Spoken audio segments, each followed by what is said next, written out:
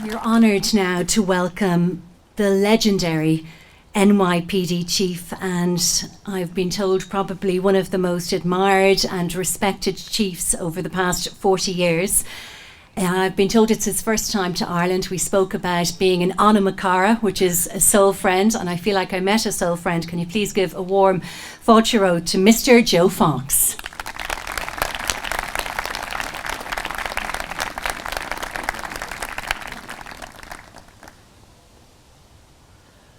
Thank you. There's one person responsible for the first lie of the day, legendary, and that's Paul McCormick. Along with all the lies he's been telling people all morning. And I thank you for bringing me here, and for you and Nikayla, what you have done. I did 37 years with the NYPD, and I was a chief for the last 20 of those. And when September 11th happened, at the time, I was a two-star chief in charge of one of the boroughs of New York City. There was 8 of us in different places. And I was in charge of Brooklyn South, which was 13 precincts, close to 2 million people, and about 3,000 cops. On that morning, I got the most difficult command order in my career, and it was not to go to the site, because we had to brace for and prepare for potentially other attacks. So I did what I thought I could or should. We shored up soft targets. We did some visits. We checked on coverage, and I went and then did visits to hospitals and such. And at one point, I was really, really hungry, and I was really torn because, you know, human nature is to satisfy that need, but I didn't feel right about doing anything that was good for myself at that point, with so much destruction. And I found the perfect solution. It was a storefront pizzeria, one of the dirtiest, smallest places you could eat at on Court Street in downtown Brooklyn. And I got out and stood in the sidewalk and had about 3 or 4 bites of a slice. And people were coming by and with tears in their eyes, like blessing themselves and saying, thank you for what you do. God bless the NYPD. God bless the firefighters. And I've gotten a lot of thank yous in my career, but I never saw anything like that.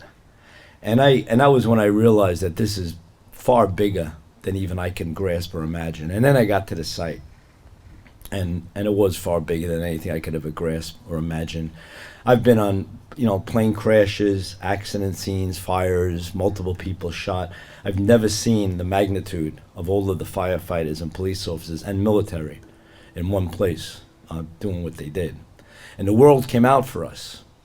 And as the days went on, every time you entered that site from the FDR to West Side Highway, there were these 50, 100 people lined up, applauding and banging pots and holding up flags. We love you. And it was really it was a very special feeling. And then there was the great pause, and that was when, as a world, Paul mentioned baseball even stopping, and Boston Red Sox fans wearing hats that said, "We love New York." That was actually quite beautiful, and it was really quite amazing. And as Father mentioned, that goodness came from such evil. And I guess that's what we strive for in humanity. Otherwise, we couldn't do this. And it was just everybody. We saw what was good about each other. You could feel the kindness between each other. And then we got back to normal life. But as the years went on, I had this. I guess many of us, especially those, my nephew Michael was one of the firefighters who died. And you had this fear that people would forget, And I'm assured today that no one will forget, because my sister Veronica, who died 2 years ago, his mother, tomorrow, right before the 21st anniversary, she ordered way too many shirts with his firehouse and his name and the name of the firefighters who died with him. And just before I came here, I texted a bunch of parents of like 8-year-old kids in my neighborhood and explained what the shirts are, and I never got such a quick response every one of them wanted shirts for their 7-year-old, their 8-year-old, their 10-year-old, and they spent the week before I came here delivering these shirts. And these parents are going to talk about 9/11 with these 8-year-old children, and they're going to wear those shirts that day. So I'm assured that nobody's forgetting. And then in the hotel today, there's a man named Carlos behind the counter who noticed that I'm dressed differently than what he's seen the last couple of days, and he commented on it. So I told him where I was today, and he looked up and thought, he said, I was 10 years old in Argentina when that happened. I'll never forget it. Carlos in Argentina. And he says they do something every year. And if I need further reassurance, we're here today. And this means the world to me.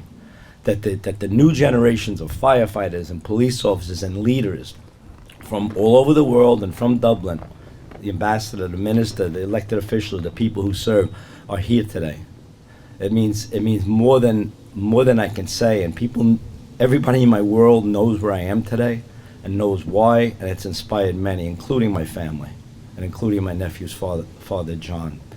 So I stand here today with, I guess, two wishes in life. And one is that we try to remember the gratitude we feel for the people who put their lives on the line for us. First responders, firefighters, military, police officers, always, not just when we need them. The fact that they protect us when we're not thinking of them, when we're sleeping, they keep us safe. And take that a step further. Just take a moment and think of the fact that everything we have in life is because of the service of someone else. You know, me leaving the hotel today, the breakfast I had, there's somebody serving someplace. And if we could feel a little more gratitude for them, then we could get to my third wish. And that is that we try to find that pause again. That we try to find as many moments in our life where we focus on what's good about people around us rather than what's bad, on what unites us rather than what divides us. And if we could find that, because there's no universe, there's no world, there's billions of understandings and experiences of it, and that's us.